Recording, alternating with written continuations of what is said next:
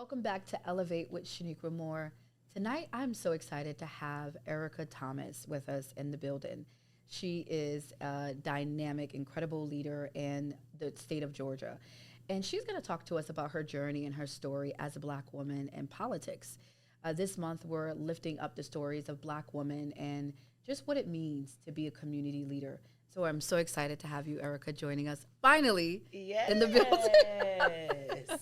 Thank you so much for having me. Yes. I'm excited to be here. Yeah, I'm excited to have you. We were working on this for quite some time. Yeah. Finally got you here, so I'm excited. I'm going to read your bio Okay. for those that may not know who you are and your incredible work.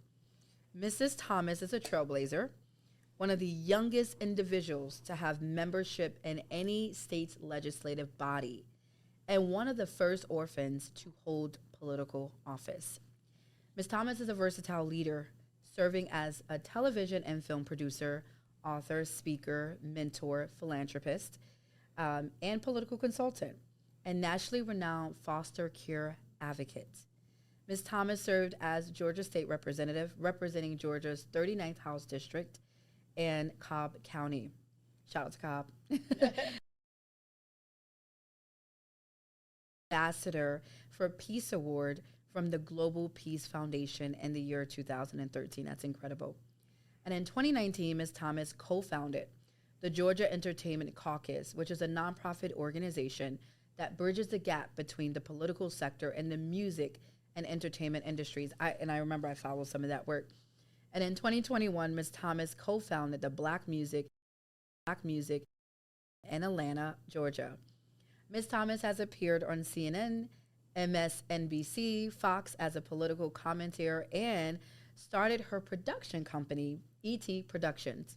Ms. Thomas received the Presidential Lifetime Achievement Award from President Barack Obama. Let's go. I'm, girl, on fire.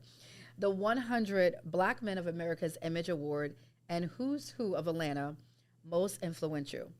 Ms. Thomas has demonstrated leadership throughout the 8 years and the Georgia General Assembly as vice chair of the House Democratic Caucus and is the creator of Foster Care Day in Georgia. That's incredible. Ms. Thomas is a dedicated wife and a mom, inspired by Maya Angelou's quote, "I come as one, but I stand as 10,000." That's incredible.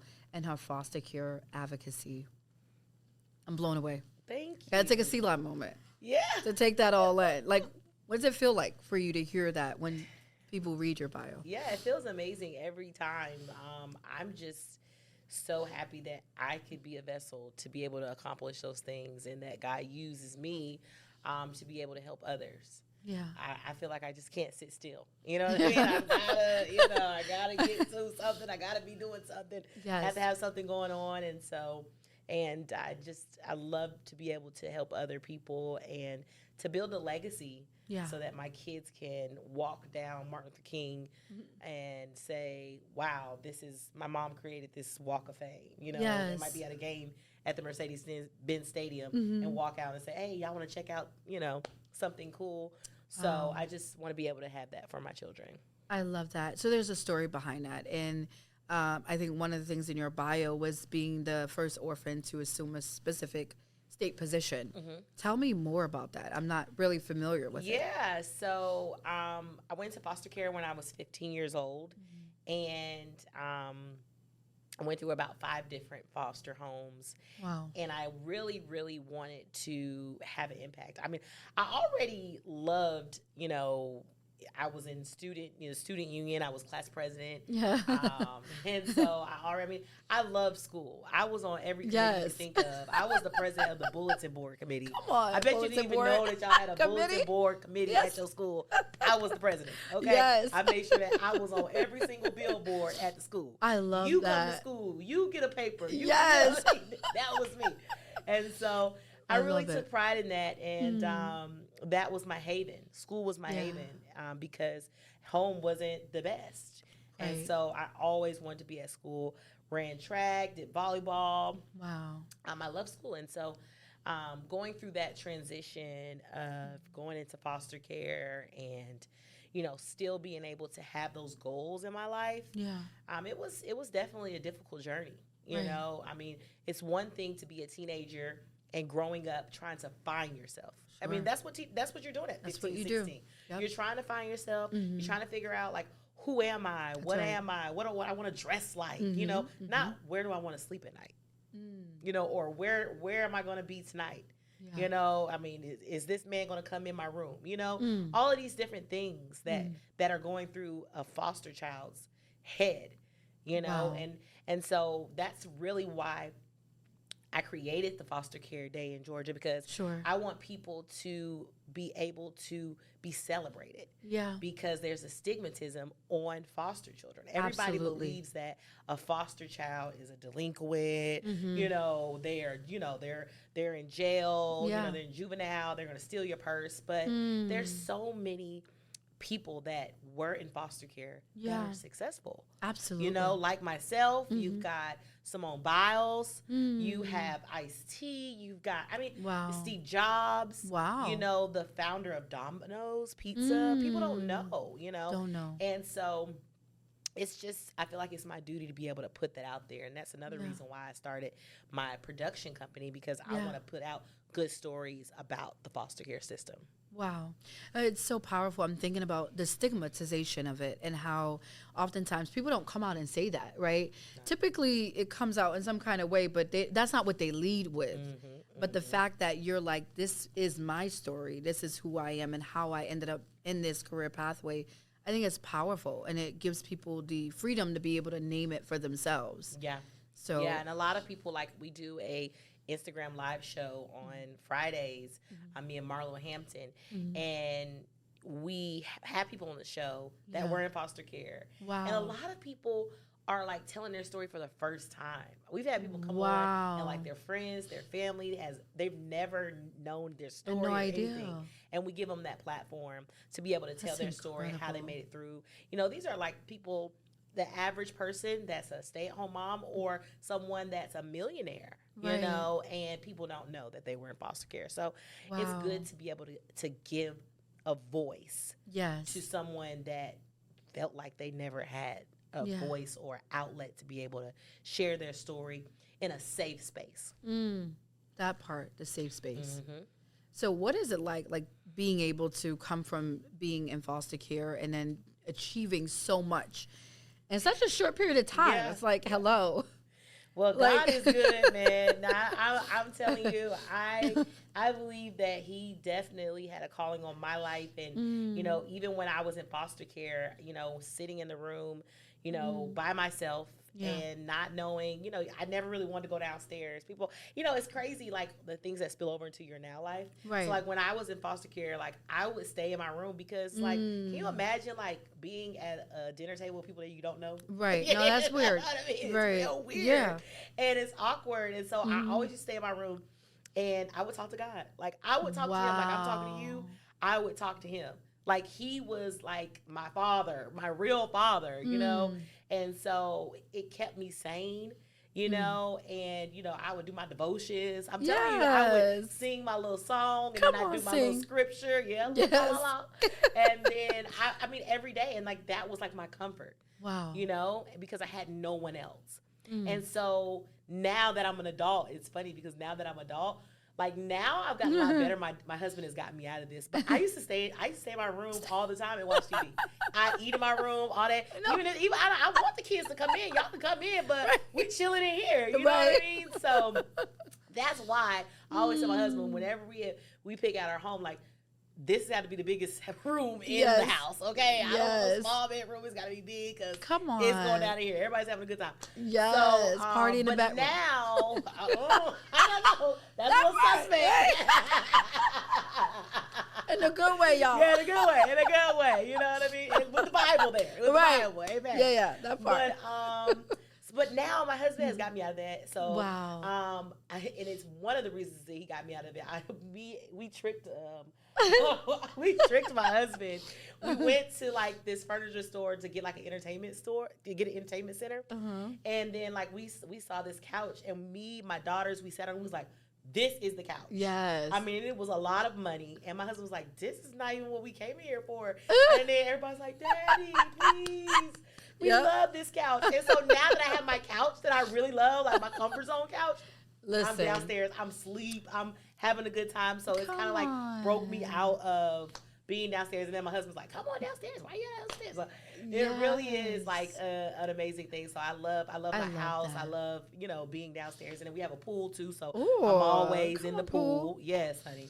My daughter is like every day, she's like, can we get in the jacuzzi? I'm like, it's 29 degrees outside. You want to get in the jacuzzi. Right. I am not trying to having no Zeke NyQuil and all that Dayquil. And yeah, No. But anyway, so it has been an amazing experience. Yes. What I will say to this, I don't take back anything. And nothing that happened to me.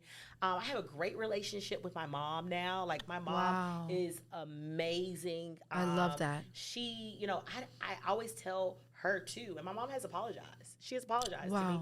And I tell my mom, I said, Mom, I don't fault you for anything. I don't fault you for anything that happens to me. I don't fault you. Let me tell you why.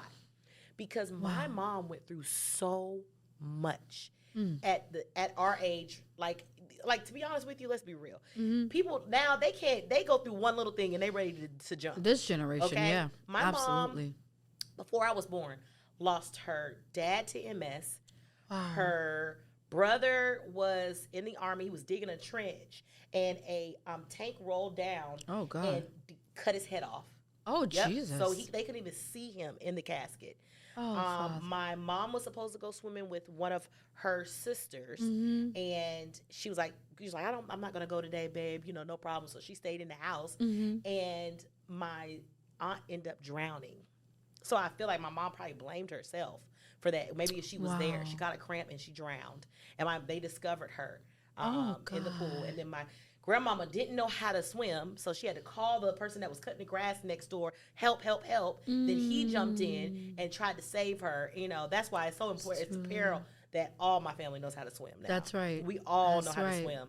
But, that, and then, just going through all of those different things in like a course of like 10 years or less. Wow. And she, went through a lot. And so for her to be able to go through that, and she looked to God and she looked to religion, and, we didn't agree, with the religion that she went into and some of the practices that she went into. But that was her safe haven. Yeah. That was her family, for her. You know what I'm saying? And maybe, it was maybe a more extreme than I wanted it to be, extreme than the average person wanted it to be, that was even known it as, and the court saw it as. But at the end of the day, I'm glad that it wasn't alcohol or drugs. You know what I mean? It could have been all of those other things. That's right. Or men, you know what I mean, in and out the house. It could have been anything, know? And so I, love my mom. Now she's back to the person that she was. Yes. You know what I mean? I feel like she's not like all the way back. Like, but she's probably like 75%. I'll say 5%. She's like 25%. She's 75% back, and she's so much fun. She's just like me. I love it. Again, and I love my mom. I love that. I embrace that, and it's beautiful. I think that it's so important that sometimes we have to look past the faults. Yes. And only if the family. Now, let me say something. Family members aren't going to say, okay, I was wrong. Then you don't have to look past those faults. Because I got some family members I'll talk to today. You know what I mean? And if you're looking at this, I'm just joking. Until you do right by me. You know what you did when I was 12, okay? And I don't want to see you no more. No, I'm just joking. But there are some family members, that you do need to cut off. Right. But then you also have to look into it that everybody's hurting out here. Yeah. Everybody has something going on. That's right. And so you have to look at it deeper. And I really had to say to myself, this is bigger than my mother. It's bigger than me. That's right. And I was able to make it out of foster care and still be successful. Why am I holding this grudge? Yes. That's incredible. God is good. I love the restoration piece that we tend not to hear that part of the story. Typically it's this is what happened, but then the forgiveness piece, a lot of people hold on. Some people have a reason, but they hold on and they don't know how to move forward. And you know what? To your point, that makes you so angry and sick. That's and right. You know what I mean? Like people say, Yep. how were you molested and all of these different things that you went through and you're just so happy all the time? Yep. Because I have to let it go. That's right. Okay. That's right. I had to let those things go. That's right. And one thing I will say that God helped me with, my memory, like I don't remember a lot of the stuff. Wow. I will say that too. You know, Wow. I can't be mad at some people, they relive stuff every day. That's you right. know what I'm saying? Like their mind relives stuff That's every day. right. But my memory, God has like let a lot of that stuff go. He like, has I can't remember some of the things that happened to me when I was younger. The bad stuff is like he has really like, you know, I spent to my husband, yeah, my memory might be bad, but at least it's bad for the some of the stuff we don't need to remember. Yeah, that's right. So yeah, that's right, and that's what happens with trauma. Typically, you relive the experiences over and over, but it's almost like God healed your mind from that. Yeah, just why you don't have to relive that and live your best life. Yep. That's incredible. So talk to us about state legislator. You were a state legislator. What were your highs and lows within those 8 years? So being a state legislator for 8 years, I started off when I was 25. Wow. 25 or 26. And it was different coming into legislator at that young age. Everybody is looking like Kamala Harris with pantsuits on. You know what I'm saying? Right. And, you know, like everybody is supposed to be like this. And coming in, I got my own style. I want to wear my own hair. Yes. You know, I want to, you know, it wasn't like it was now, you know, where, you know, but I believe that some of the people that came in with me, we kind of broke that mold for politics so that you can wear something jazzy. You can look different. You can speak out, you know, and not just be like, okay, parliamentary inquiry. I would like to know, you know what I mean? You can actually be yourself. And so I did go through a time when I first went into the legislature where I was, you know, nervous, you know, and, you know, didn't want to, you know, break the mold and just kind of, I wanted to learn. Believe it or not, that first year I was quiet. You know, people were like, you were quiet? Really? Yes. I'm trying to see that. No, really.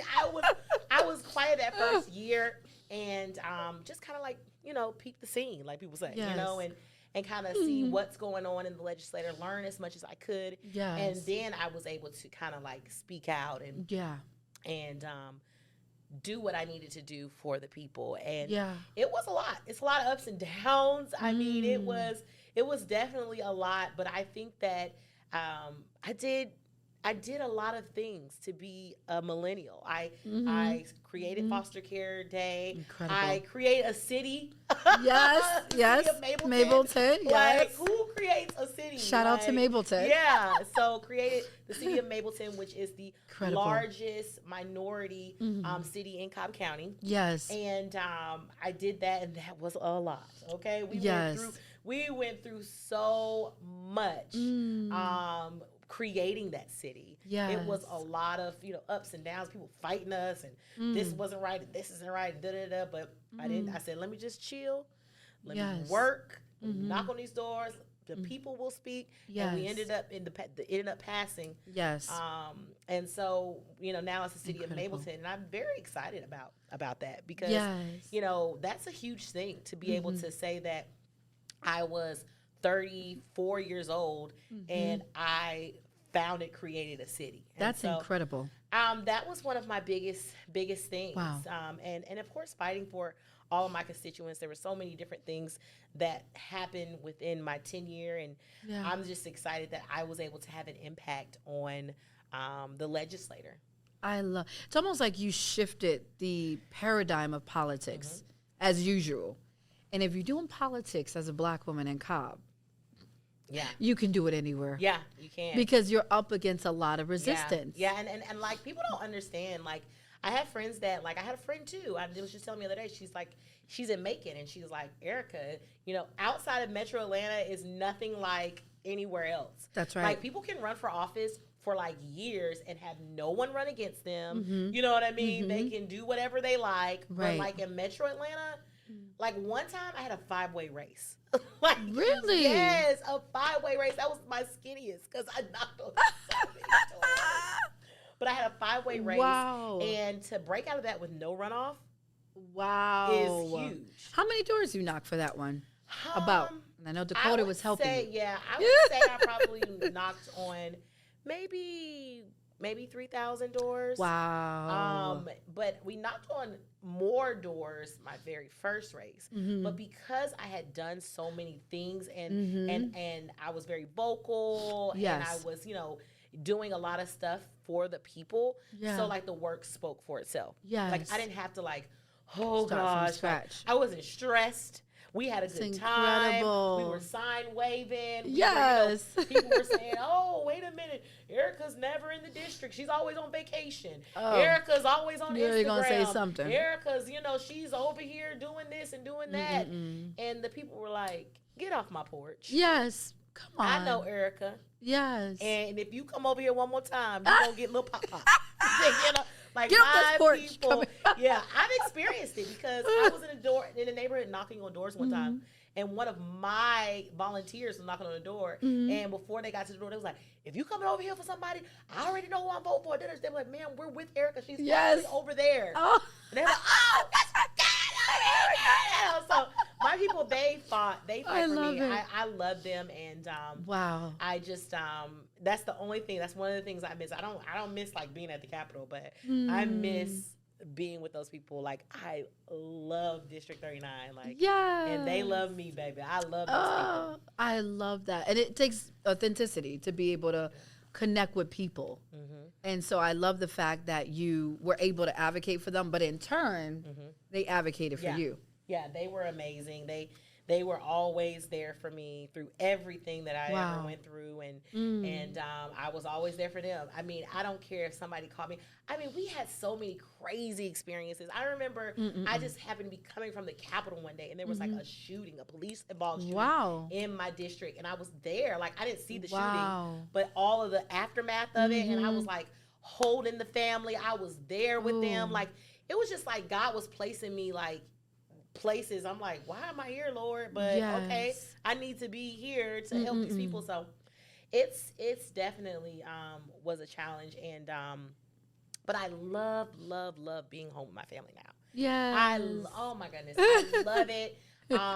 When you are an elected official or a CEO or or entrepreneur, you have someone else helping your life. You know what I'm saying? Like assistants, staff, chief of staff, director of communications, all these different people, they run your life, to be honest. People look at the president or they look at the congresswoman, but you really need to be looking at the staff. The staff is the nucleus. That's right. And so they were making the doctor's appointments. They were, getting kids to school. They were doing they were doing everything. I mean, writing speeches, everything. They were doing so much stuff, and I was never able to kind of like, wait a minute, today we're going to have chicken for dinner, kids. Today we're going to have Mommy Donald's is what I call it. I make What's my own. that? Mommy Donald's is like my own chicken nuggets. Like I like breaded and like, my own French fries made from potatoes. Oh, yes. So Mommy Donald's, I was never able to do that type of stuff because I was always at 2 lunches, a dinner meeting, a constituent services meeting, a town hall. Then you got to speak at a school, like 7 to 10 events in a day. And I wasn't able to have time for my children that I really wanted.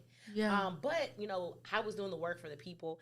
And so now being like what I guess a stay-at-home mom is what I am now. Even though I run different businesses, being at home with my kids and my husband has been so fulfilling. And I appreciate it so much more now after being so busy. And it's so funny because one of my partners, they say, Erica, you say that you're not busy anymore, but you were at 1,000 and you're at 700 now, so you're still to the average person. Well, you brought it down just a little bit. Yeah, you brought it down. I did bring it down a little bit. So it's still good. I make breakfast for them every morning. Yay! My husband's Nigerian, so he likes eggs, plantain, eggs and yam. And then I gotta make an egg sandwich for her. And then Addie wants oatmeal, so I have biscuits. I make the lunch every morning. And then I make lunch. I make breakfast every morning. I make lunch and then dinner. 3 meals a day. I'm almost about 3 meals a day. Sometimes I don't make lunch because they might get breakfast at like 9, and then they're not really that hungry. Right.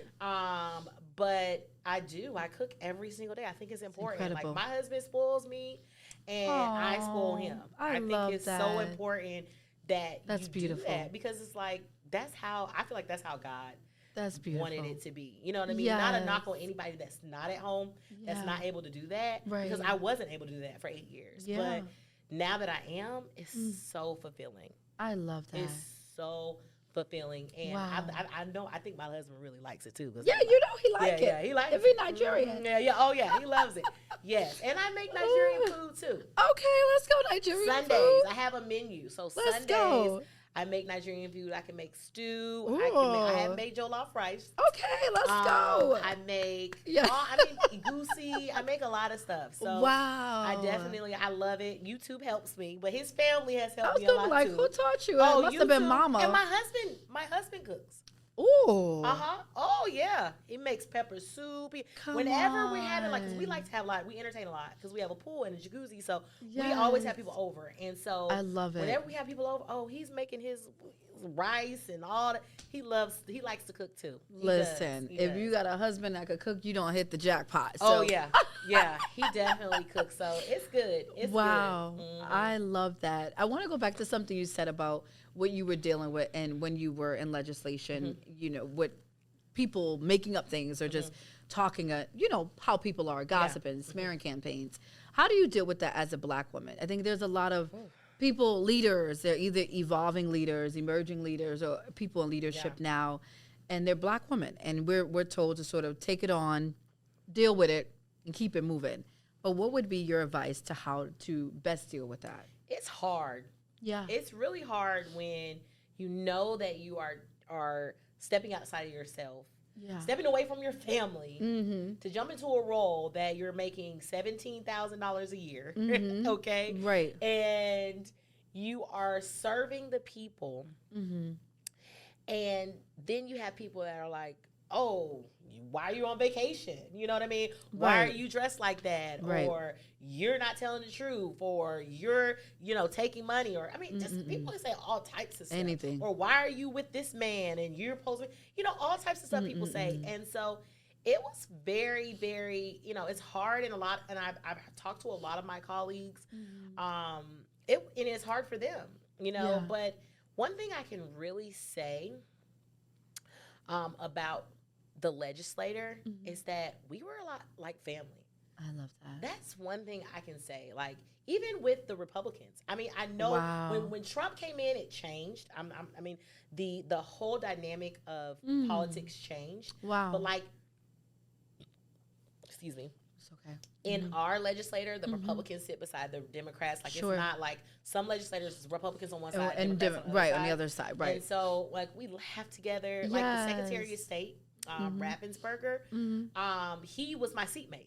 Wow. And so I know he went through all his stuff with Trump and all this different kind of stuff, but I loved Raffensperger. He was, Raffensperger, we would argue, and let's say something I liked about him is that when we were about to vote, I would give him my perspective.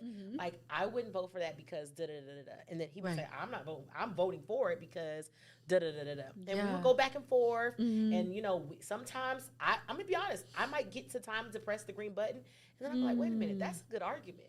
You change it. I'm going to press the red button. I love that.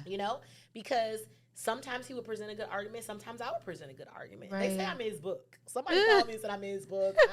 He said something about I gotta read that book. I'm gonna have to read. I know. He said something like, no matter what happened, Erica never was. She always presented herself and never. We never got into it. She always, what I mean. It was just. I love. It was really, really good to see that.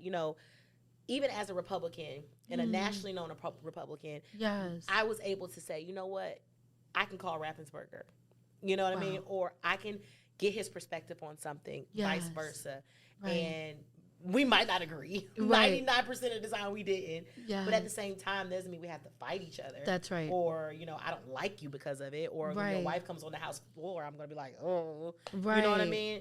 So I really like that about the Georgia legislature. Like, when Trump came in, it did kind of change it. But I'm pretty sure it just brought out some of the things that people already, had in them. I can't put that all on Trump. You know what I mean? It probably was not his fault. It probably was really that stuff that was already in him. Just encourage what was sort of on the line on the inside. Right. But it's definitely hard for a black woman. It definitely is. Yeah. Because people just don't trust black women. It doesn't matter what you say. They just normally will come out and say, oh, wait, let me check that. Let me see. Right. They don't believe you. You don't said it 5 times. Yep. Yeah, you give them the receipts. I don't showed you. And they still don't believe you. But you just have to remember your why. I love that. You know what I mean? Like, why am I doing this? Why am I here? Why am I, settling when I could be sitting in my jacuzzi? Yeah. You know what I'm saying? Yeah. Why am I sitting here fighting for people that are fighting against me when I could be swimming laps? You know what I'm saying? That part. Or in Puerto Rico. That part. And so you have to remember that I'm doing this for my children. I'm doing this for my 56,000 constituents. You know what I mean? Even though you have 100 that are against you, you got, the majority that are for you. Is for you. And so... And God. If God is for you, who could be against you? So I just feel like you just have to keep that in mind because most of this stuff is a mental battle. That's right. Most of these things are a mental battle. Yeah. You know what I mean? Social media, it can be... I have seen people that have, committed suicide for not even half of the things I went through on social media. Wow. You know what I'm saying? They wouldn't even be able to touch 1% of what I went through on social media. But I was able to get through that. And say, you know what? Now I'm going to teach other young people how to not let social media tear you down. That's right. And take your mayhem and turn it into motivation. That's right. That's what you do. That's the embodiment of Erica Thomas. Taking your mayhem and turning it into motivation. That's been your life. One thing that I think about, you talked about being in a room, you're in foster care, and you would just talk to the Lord. I wonder what were some of those prayers? What were some of those conversations? Wow. Help me. Help me. The best prayer. Please, God. Okay. Please. They in here. I had one house. I'll never forget the Redmonds. Yes. The Redmonds were some rednecks. And they lived in Tunga, Tennessee. Wow. It was so bad to where my caseworker had to meet them at a corner store in order for us to get in their truck to get up the mountain. Oh, Lord. Okay? And I had a rebel flag and I slept in camouflage sheets. Wow. And I never forget, that was like the most prayers that went up from this mouth were in that home. Absolutely. Okay? And it was just like there was no food in there. Like they had some chuck wagon. I don't know if anybody even knows what chuck wagon is. No. People from Tennessee, they might know what chuck wagon is. But they had chuck wagon. It's like fried steak, beef, but it's not like a good piece of the steak. I don't know. But it's terrible. So I remember that was all I ate. I had some chuck wagon. I think they had some bread. It was terrible in that house. I mean, I got called some names. I mean, it was a lot, but they taught me how to shoot a rifle. That was one thing. That's a good thing. But I ran away because I prayed and I prayed. I talked to God. I said, God, please, I'm calling my caseworker. She's like, we don't have any more homes for you. We don't have any homes. You have to stay at the home. There's no more other homes. There's no more other homes. There's no more homes. No other homes. Oh my goodness. And I'll never forget, I ran away from that home. I was gone for 9 days. Nobody called the cops. Nobody called nothing because they were still getting money. Right. And I never forget that year later, I was in another home, thank God, and I got a call from the state. And they said, Erica, we want you to come down. We need to interview you. Yeah. And I was like, oh, God, what I done now? I'm doing good in school now, y'all. I'm trying on the volleyball team. Please, what's going on? Yeah. So they call me down, and I get interviewed, and they're saying, what happened in the Redmond home? I'm like, I told y'all everything. We had the rebel flag over my bed. And they're like, no, we don't want to talk about that. Chuck wagon. Right. That chuck wagon. That's not what we want to talk about. Were you touched? And I said, no, I wasn't touched. They said, Erica, tell us the truth. Were you touched? And I said, no, I wasn't. Right. The father in that home was raping all the other girls in the basement where I wanted to be. I didn't want to be up there with that rebel flag over my head and sleeping in camouflage sheets. I wanted to be downstairs with all the rest of the girls in the basement. They had music down there. I thought it was a good time. And I didn't know that God was keeping me protecting from you. being raped. Wow. Raping them multiple times. It was so bad to where they had me in that room, that interrogation room, for like hours because they thought that I just wasn't telling the truth because maybe I was scared or, because, how could he possibly not have raped you but raped all those other girls? And by God's grace, that room saved me. My goodness. God saved me from that. And then me running away, too, because I was gone. Yeah, and that's what I was gone. And that's what the part that really, that I want to hone in on, even in all of that, of course, you stay where you're supposed to be, but you had enough wisdom as a child. Something ain't right. Yeah. I got to get up out of this place. Yep. And it is almost like God was leading you through this wilderness journey, but you had to go because God forbid, had you stayed longer, you could have been a victim like the other girls. I was gone. I didn't leave. I didn't have no clothes. I just had my book bag and I left there. I was at friends' house. People clothes was too big on me, but I was wearing their clothes to school. Whatever I had to do, but I was not staying at the house. I was not staying at the house. But you just never know what God is keeping you from. Sometimes we say, oh, we want to be here. I need to be here, God. I need to be in this room. I need to be on this stage. I need to be here. But you don't know what God is keeping you from. That's so good. You don't know. Like I think about even starting my business as ET Productions and like sometimes doors were closed before I got my first development deal. Like doors were closing, and I was supposed to be in this room, and this didn't happen. Then all of a sudden, when doors started swinging open, and you're in rooms with Will Packer and talking to him about your shows, and, different networks talking to you, calling you, asking you what you got, and you're like, dang, I thought that one day I thought it was over with for me. Yes, I thought when that person told me no, they didn't want my show, I thought it was over with. But I didn't know that wouldn't have gotten in my way from me going to where I needed to be. That's so good.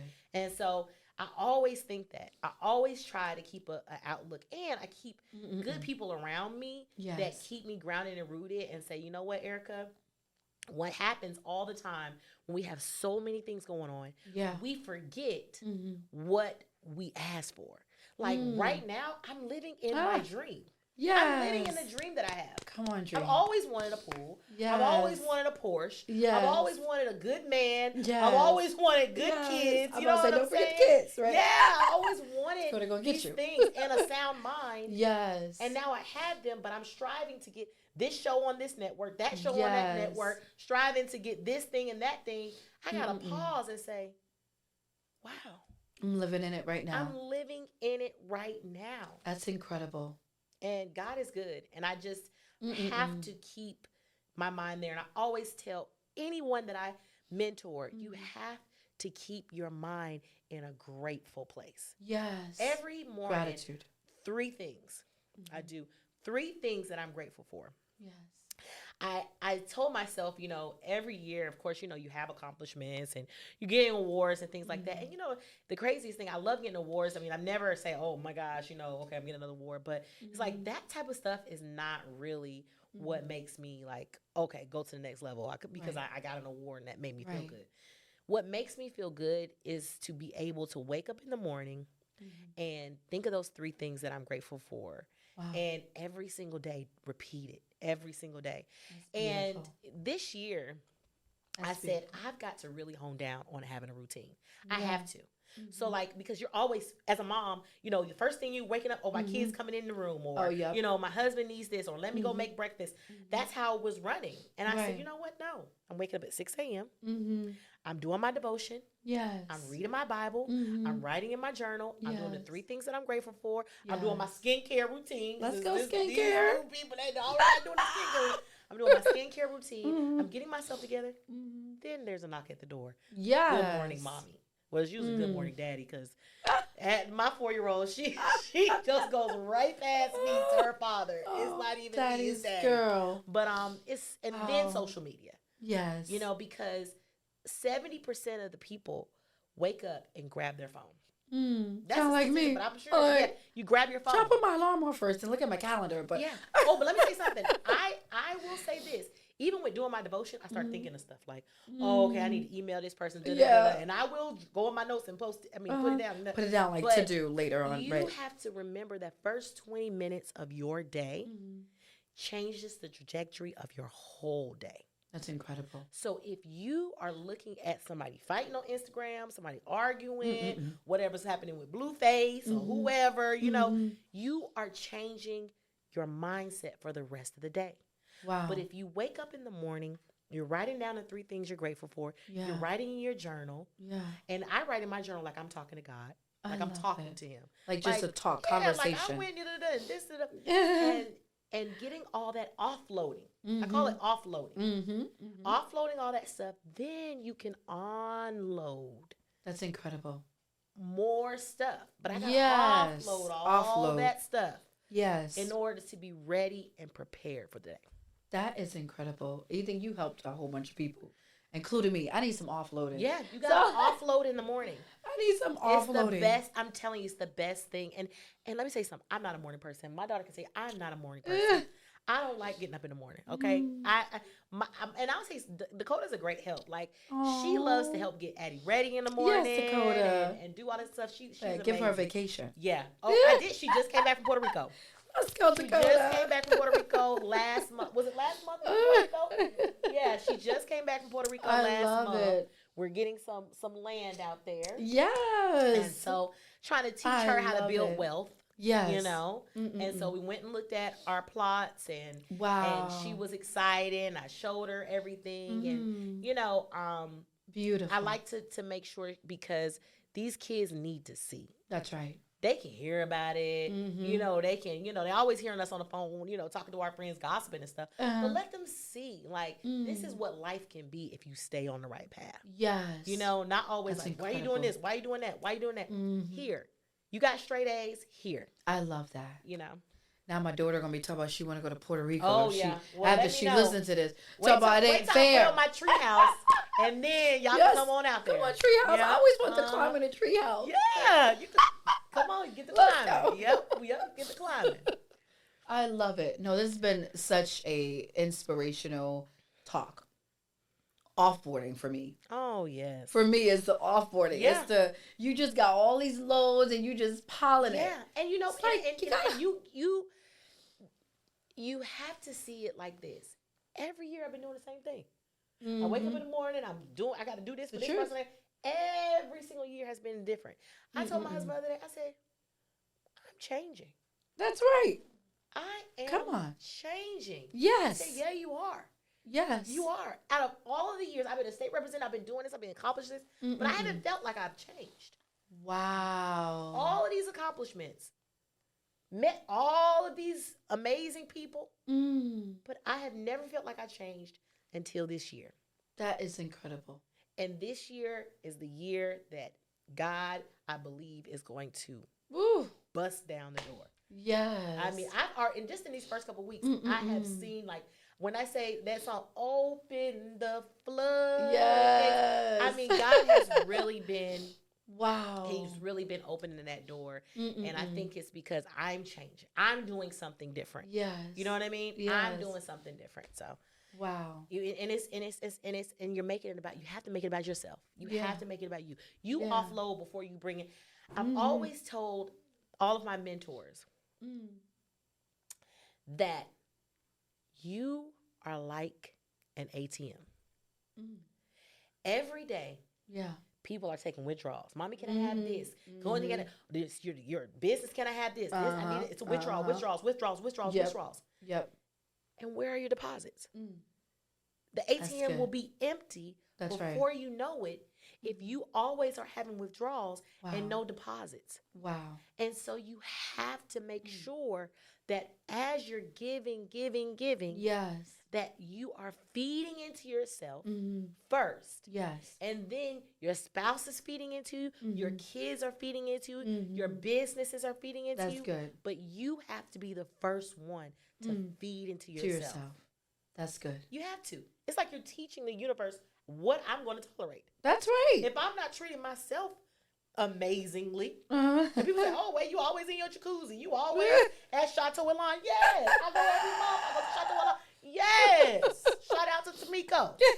I go and I relax because I have to make sure that I'm good. Yes. Before everybody else. That's when they say when you're on the plane. What did they say? You better put on your mask first. That's right. And then worry about little Bobby and little Susie. That's right. But we don't work like that in real life. We worried about little Bobby, little Susie, and then we'll take whatever little 2 cents you get at the end of the day. And then you need a glass of wine.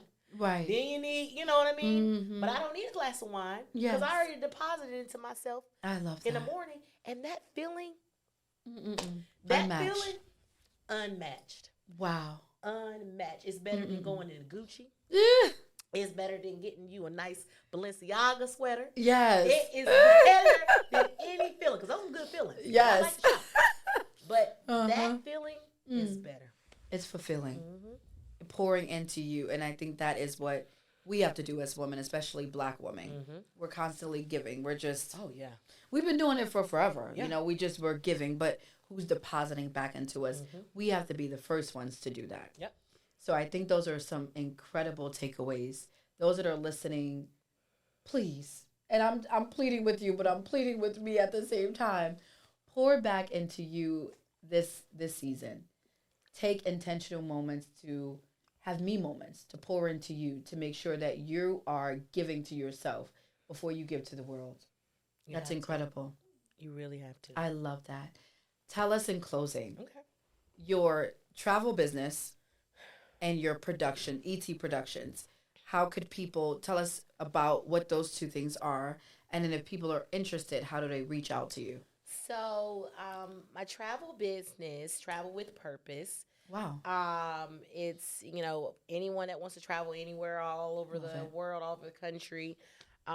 We book your travel. I've got 20 agents. They will make sure that you're good. Incredible. And then I also have ET Production House where we are making sure that we put out some good content. Yeah. We put out some good content. I've always wanted to do content about foster care. I've always wanted to do content, documentaries, docuseries, docu-follow. And so I started this production company, and we've been able to start developing TV shows. Wow. Around some really feel-good content. It might have a little drama in it, might make you cry, but it's also going to make you feel good. It's so good. Yeah, and so we have been helping other people to develop their TV shows. We pitch TV shows all day long. Every Tuesday and Thursday, I'm on the phone with some network. Wow. Pitching a TV show. Wow. And I love it. That's incredible. Love pitching TV shows. I had one network that said, "Are you looking for a job on our side of television? Because you are really good for you. You are really good at this." But I love it because it's just telling a story.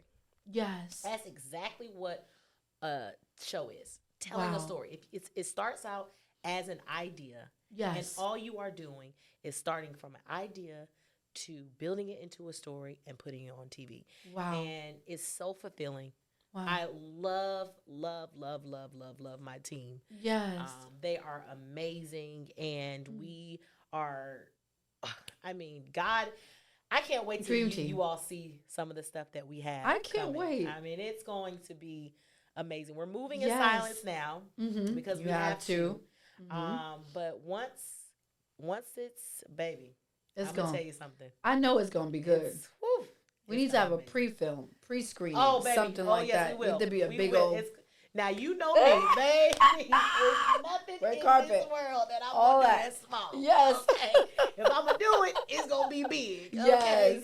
Okay. Wow. So definitely you will see some of our shows coming soon. I'm excited. And I even see Netflix, Tyler Perry opening doors in those two realms. Yep. So we're going to do this year. Yep. You said it. Open floodgates of heaven, doors bust open. Oh, it's so pitching that to Netflix. Yeah. Yeah. Gotta get it up there. Oh, yeah. It's there. It's definitely going to be there in Jesus' name. Yes. In Jesus' name. Honey, we take that and we claim that. Yes. To have a national audience and an international audience. Yes. Yes. Well, this has been incredible, Erica.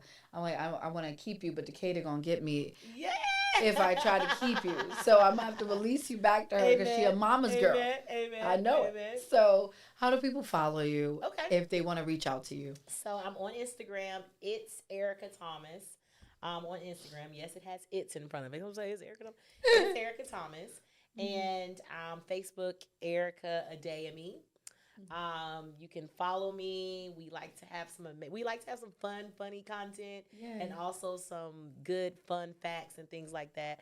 So we love Instagram. That's really where you'll see me, honey. Yeah, Insta. I gotta follow you Insta. I feel like I'm not an Insta girl yet. Okay. I'm still a little old school, still on Facebook, but I'm gonna try to make the switch 2024. Now I haven't made the switch to TikTok yet. I can't have all of these different. I post like every 3 months. Does that count? TikTok? Doesn't count.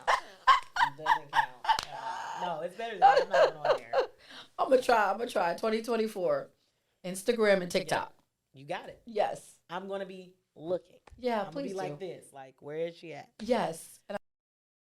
And I'm looking forward to what you're doing. Thank you. I feel like you've closed one chapter essentially, but in this new chapter, you're gonna change the face of arts and entertainment through your story and change the lives of so many more people outside of your 56,000 people. I'm excited. I'm excited too. Let's go. Y'all follow Erica, please, if you have not yet, at It's Erica Thomas. Follow her work. If you're interested in traveling, I know I got to travel with a purpose this year. Oh, yeah. So I'm booking her as a travel or one of her travel agents. But please reach out to her. She's doing incredible work. We appreciate you guys for tuning in. Please elevate this message. Share it out. Amplify it to another woman or person that just needs to hear it. We want to inspire someone else. We love you guys so much. We will be back next week. Stay tuned.